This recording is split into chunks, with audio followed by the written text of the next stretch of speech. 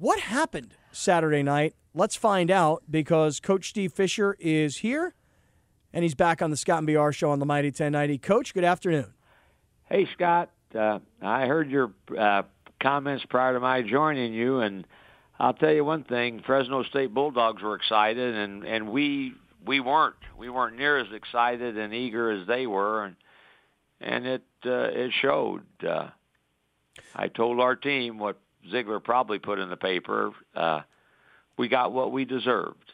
Had we won, I would have been elated to win, but it would have felt badly that we didn't deserve to win, but we didn't win, and it was a very, very poor performance, one like we've not seen in a long, long time for us. Yeah, that's right. In fact, Coach, I mean, people start trying to figure out historically, is this the worst loss in San Diego State's, basketball team history in the last 10 years? I don't know. Do you have an opinion on where this ranks for you in terms of worst losses? No, I don't have time to think about that. Yeah. I know that we played very poorly. Take nothing away from Fresno.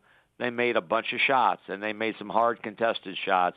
But when you start out 10-0 behind, and you don't have a ball that hits the rim, and they've got 10 points on you, 3 turnovers and an air ball, then it's a little bit of you as well as a little bit of your opponent. So it was bad, and we know it, and nobody should be making excuses, including me. So the issue will be, where do we go from here? Right. Do we spiral downward and string together a series of losses, or do we bore back and do what we've done in the past when we've lost a game and come back and win the next one? That will be the challenge for all of us. So we've got a very, very good opponent in New Mexico coming in tomorrow night that we'll expect to win, and we will also come in with the belief that we will win. Coach, as the head coach, I mean, do you have an idea where this performance came from? What took over this group of men that was going out on the basketball court and had them perform this poorly? Well, BR, we've had inconsistent stretches before, and you know that, and you've seen it. We've never had it quite so bad out of the gate to show. But we played at Washington, and we had a like kind of performance where they jumped on us early. We got way behind. So we're 0-3 now on true road games. So people will now say, well, they can't win on the road. But we better come back and find a way to win at home. But we've had some inconsistencies, you know that, right, with our offense in particular, and it reared its ugly head. We had 10 first-half turnovers, 18 for the game. And when you turn the ball over 18 times in about a 63-possession game, you're probably not going to win many. We're talking to Coach Steve Fisher on Scott and BR on the Mighty 1090. San Diego State falls this past weekend, 59 to 57. Was that the final score? Did I get that right? And here's the thing, Coach. You told me early this season, please pump the brakes on what you're saying about this team. I'm saying, this is a Final Four caliber type team, and you said, hey, look, we may have more depth than we've ever had, but we may not be better in our first 5, 6, 7, 8 guys. And now I'm not just pumping the brakes, Coach. I've got my foot on the emergency brake, because everywhere I go, people say to me, what's wrong with the Aztecs? And I say, I don't know quite yet. What is your evaluation of why this team is not offensively a better squad? We have struggled to make your shot. And sometimes, and I said this to you on the show before, sometimes we've tried too hard to make a basket when we've gone several possessions without one, and we force the issue and take shots that are not good shots at the time.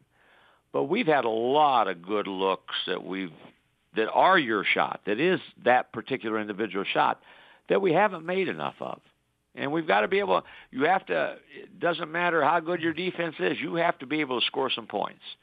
And we've struggled to make baskets and score points.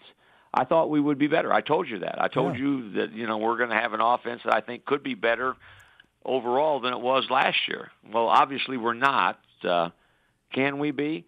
Well, we're 15 games in, and we're not. So I'm hopeful that we can make enough baskets to say we are still a very good team.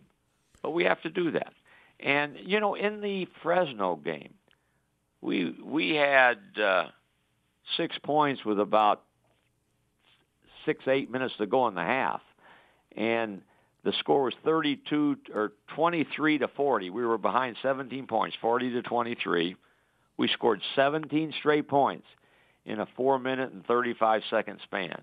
We looked like world beaters. Mm-hmm. Wow. And people say, well, why can't they do that all the time?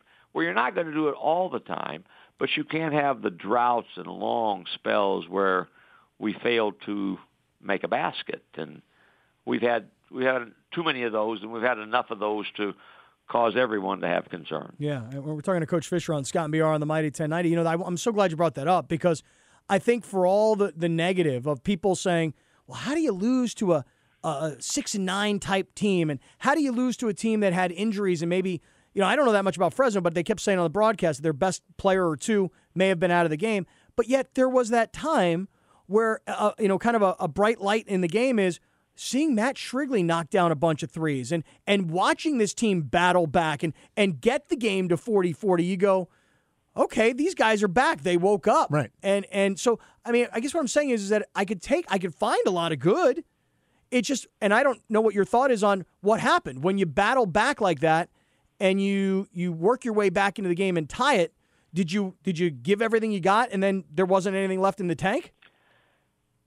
Probably not, but it's, other teams are not going to go on a 4 or 5 minute drought and let you score 17-0 without responding a little bit, and that's what they did. They came down and made a hard drive, and we had a call that could have maybe not been called, but we got called for a foul. He makes 2 free throws.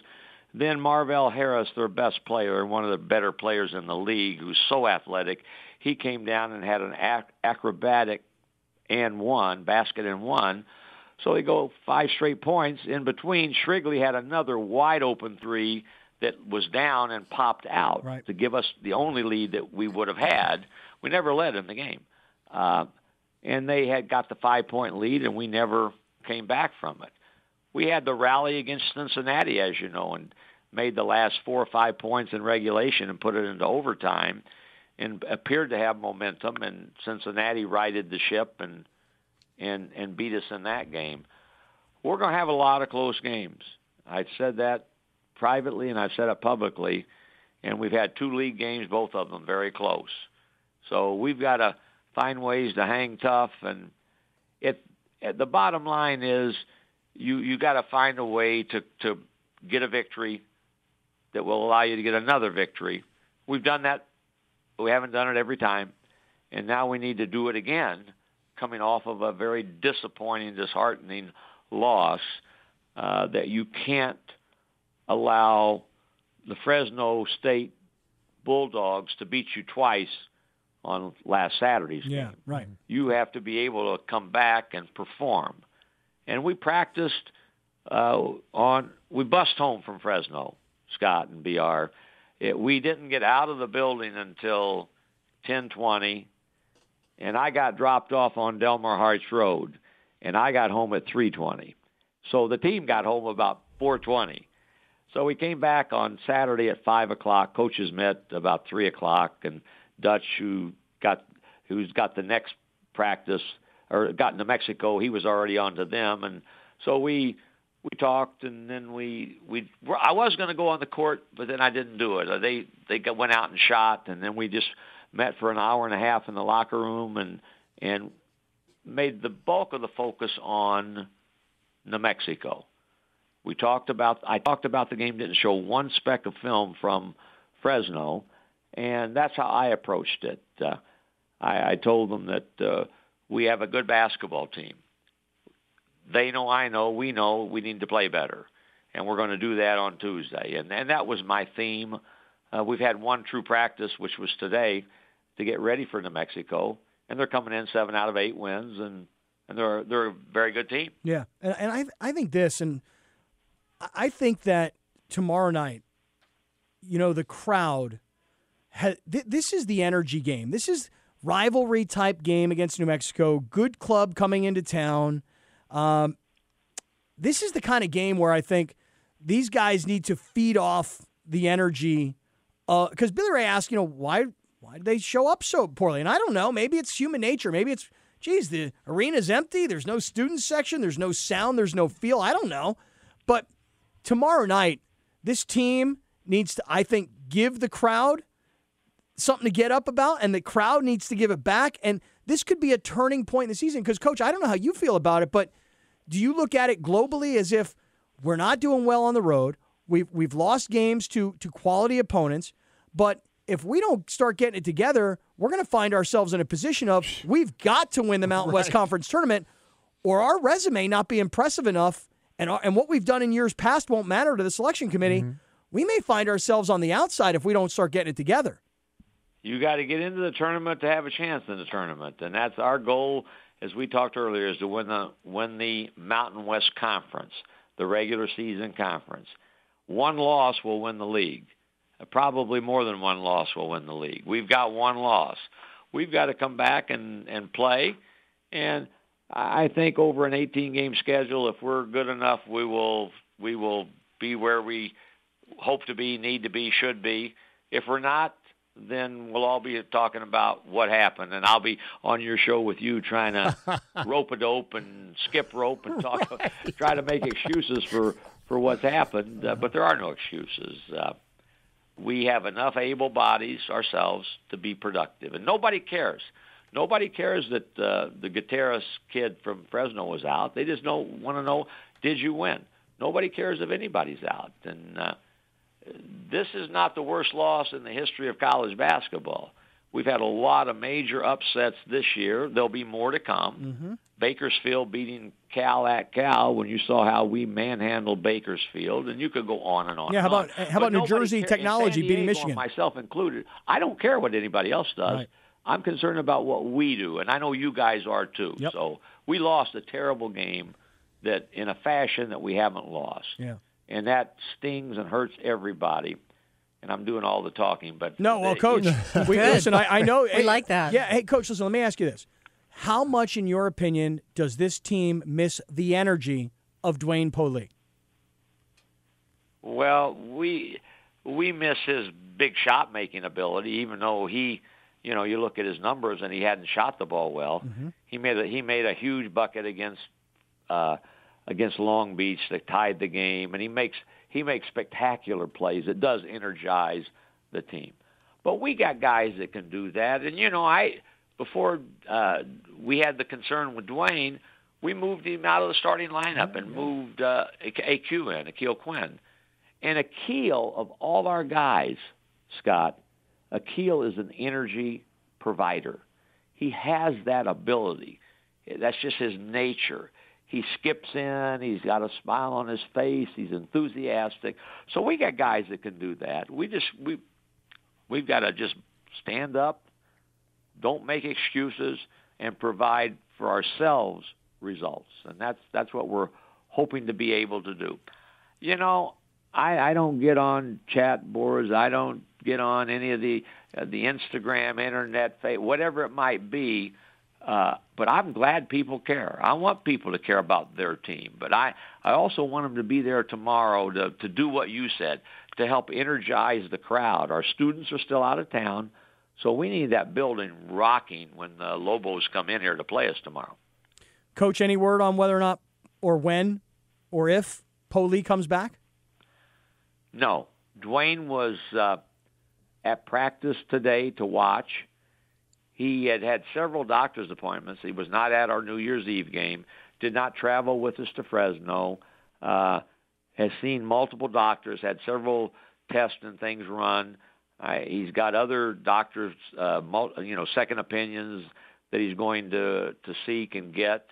And when those all come to fruition in terms of where they can wrap them up and say, here's where we are and what we're doing, I think we're still kind of waiting. So I don't have any type of finite timetable to let anybody know, or for Dwayne to let anybody know what will happen.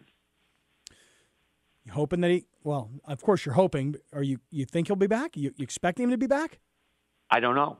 It's such a shame. When you have issues that are involving the heart or whatever they might be, you want to tread lightly and proceed cautiously. So that's what we're doing. That's what the family's doing. That's what the doctors are doing. And our number one goal has and always will be the safety of Dwayne and the welfare of him.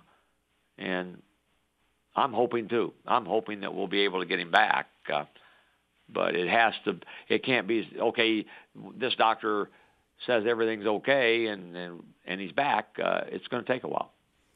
Tomorrow night, Viejas Arena, San Diego State. And like Coach says, student section, they'll be there, but the students themselves not back at campus yet. And the community going to have to bring some energy because that was a really, really rough loss. And I think Coach, you said it really well. Can't let Fresno State beat you twice by knocking you down, and then all of a sudden here comes New Mexico, and you're still kind of licking your wounds. Got to get over it and got to play some ball tomorrow night. Looking forward to being at the game, Coach. We are too, and I know I've ruined your commercial break. We've been on longer than normal, but I'm going to end on this note. I got on the bus at 10:20. I'm mad. I'm mad at myself, mad at everybody. And I look on my phone, and Jill Fisher, Mark's wife, has texted me a picture of little Max, who turned 1 on the 14th, getting his first haircut, and then a series of pictures having gotten his first haircut. And Scott, you probably remember when your guy got his first haircut and looking at it. And so that brought a smile to my face, and you got to find things to be happy about and look forward to, and basketball is one of them. It's not the only thing, but tomorrow from 8 to 10, it will be the only thing that we care about. But I took great delight in seeing that picture when I got on the bus to go home. There's only one other question to ask. Can he shoot? Can the little man bring it? I don't even know if Dutcher will be around to coach him, but he's already got a scholarship. I need a legal lawyer to give me your best lawyers in town to make it ironclad to where they keep him, it holds true. Well, Coach, thanks very much for the extended time today and for going deep into that game and for being candid about it and everything else. And we'll look forward to seeing you tomorrow night. Thank you very much, and great to talk with all of you again. See you, Linda. Bye-bye.